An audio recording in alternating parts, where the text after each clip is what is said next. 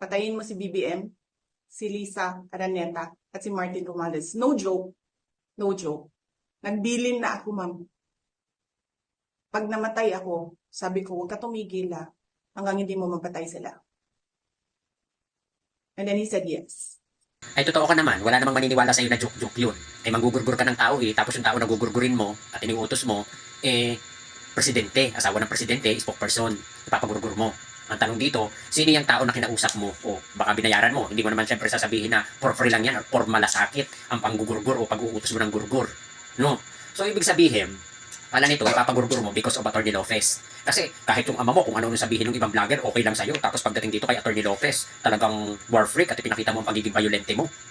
No? Tapos, ganyan ka, mag-uutos ka sa isang tao na gurgurin.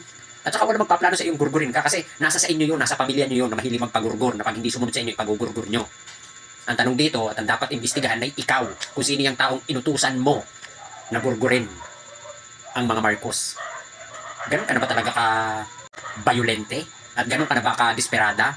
No? Magtatanggol ka ng isang tao na kuno ay inatake para sa question. Ngayon lang ako nakakita ng abogadong tinanong ay inatake. Tapos sasabihin mo na ginigipit ka at gusto mo matapos na yung usapin na yan. Eh kung sinagot mo na yan from the start, di tapos na yan. Ayaw mo pa kasing direct na sagutin yung mga tanong sa'yo. Ayun ang matindi dito Bakit ganyan na lang yung pagiging aggressive mo because of Atty. Lopez? Ano bang connection mo dun? At saka bakit umabot sa gantong bantaan? Diyos ko, BP Sara. No? Sa'yo pala nagmana ang mga DDS, now I know.